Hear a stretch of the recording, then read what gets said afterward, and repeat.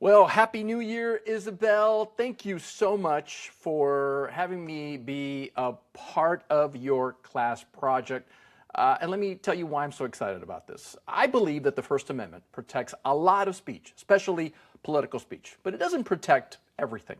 A good way to think about it is this. In America, we usually punish actions, not opinions, and we're very cautious about letting the government decide which ideas are allowed. So with that, I will answer your questions, and hopefully this will result in an amazing grade for you and your team. All right, here we go. Question number 1. Do you believe that the shift towards a digital age has influenced people to believe in political correctness and subjectivity? Here's my answer. Yes. The digital age has changed how people think about speech. Online, we're constantly reacting to each other in public. Likes, quotes, comments, reposts. So people become more aware of how words land on different audiences.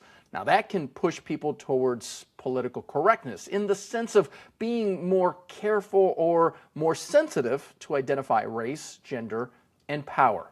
Now, at the same time, digital life can also increase subjectivity because everyone sees a different internet.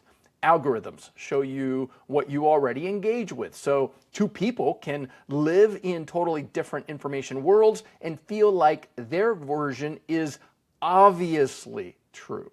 So the digital age didn't invent these debates, but it amplified them. Faster, louder, and more public. Question number 2. Do you believe that social media has increased the amount of radicalization regarding the freedom of speech? Well, here's my answer for that. I think social media can increase radicalization, including around free speech, because it rewards the most intense content. Calm, thoughtful takes don't go as viral as outrage, sarcasm, or extreme statements. Also, if you mostly see one side of an issue, you can start to believe the other side isn't just wrong, it's evil. That's where radicalization grows.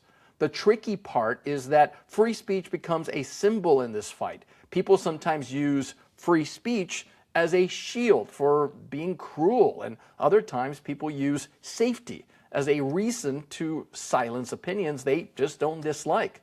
Social media magnifies both. Next question. Do you believe that the modern censorship of freedom of speech resembles the Seditious Libel Act? That's a good question. The Seditious Libel Act was basically about the government punishing people for criticizing leaders, especially criticism of the president and the government. Now, that's one of the reasons Americans today are extremely skeptical of laws that criminalize political criticism. Do we see something similar today? Yeah, sometimes we do, but usually in spirit more than in the exact same form. For example, when politicians threaten journalists, talk about punishing critics, or push for laws that would make protest or criticism easier to criminalize, that starts to rhyme with that old idea. But there's also a big difference. A lot of what people call censorship today is done by private platforms like social media companies rather than the government. Remember this, the First Amendment is mainly a rule that limits government power, not private companies. Next question. Where should the line be drawn when determining what hate speech is? Well, here's my answer to that. In the United States, hate speech as a category is generally protected under the First Amendment, even when it's very offensive. Now, that surprises a lot of people. So, where's the line? Well, the line is usually when speech turns into something more concrete, like targeted harassment or true threats or incitement to violence, meaning speech that is meant to cause immediate harm or violence. Now, a simple way to say it, you can express a hateful idea, but you can't threaten someone. You can't stalk them or try to whip a crowd into immediate violence. And even when speech is legal, schools and communities can still set rules about behavior like anti-bullying policies, especially in places like classrooms where people have to coexist. Next question. Do you believe the current attempts to add a penalty for flag burning, something protected under the First Amendment, can spark future conflicts? Well, yeah, the answer is yes. Attempts to punish flag burning can spark future conflicts because flag burning is symbolic political speech. It's meant to communicate a message. And in the United States, political symbolism is a core part of free expression. If the government creates penalties for that kind of protest, well, it raises a bigger question. If they can punish this symbol today, what symbol can they punish tomorrow? You know, these debates often become cultural flashpoints because people disagree on whether the action is patriotism versus disrespect. But the First Amendment question is this: should the government be allowed to punish expression just because it offends most people? And that's where conflict grows. Question number 6. What should and shouldn't be protected under free speech? Man, that's a tough question, and that's a loaded question. So here's my answer. Most speech should be protected, especially political speech, journalism, protest, art, and unpopular opinions. The whole point is to protect speech even when it makes people uncomfortable. But some categories generally shouldn't be protected because they involve real harm. And we've mentioned this, right? True threats. These are credible threats of violence. Targeted harassment, especially repeated personal intimidation. Incitement, trying to cause immediate violence. So, speech that directly coordinates crime? Yeah, absolutely. You could punish that. So, in general, you protect ideas and opinions. You restrict speech that becomes a direct tool for harming someone.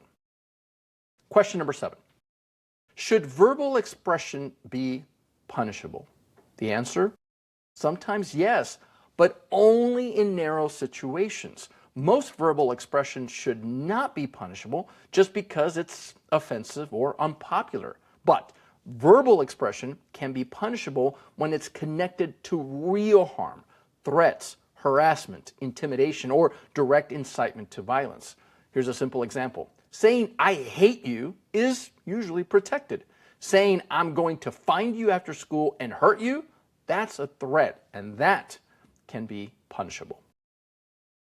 Number 8, anything to add about awareness or state of free speech? Wow, yes. How much time do you have, Isabel? Let me add this. People often talk about free speech as if it's only about your right to say what you want. But it's also about building a culture where we can disagree without trying to destroy each other. And that's called civil discourse, which is another topic that I teach here at Elon University. The biggest danger isn't just censorship. It's when we stop believing our neighbors deserve a voice, when we don't trust each other. And if we want free speech to survive, we have to practice it, to listen, to challenge ideas with evidence, and to defend the rights of people that we disagree with. And that's the hard part, because that's the American experiment. So, thank you so much for letting me be part of your project. Here's what I would say: keep asking the hard questions. And remember this, the First Amendment isn't here to protect popular speech. It's here to protect speech when it's hardest to protect. By the way, I didn't tell you right off the bat who I am. My name is Israel Balderas. I'm a First Amendment attorney. I also teach media law and ethics at Elon University. I was a television anchor reporter for almost 20 years. Yes, I'm that old. But I'm very passionate, not just about the First Amendment, but about teaching young people why freedom of expression matters in a free society. All right, please let me know what you get in this project. All right, good luck. I hope to one day see you in person. Bye-bye.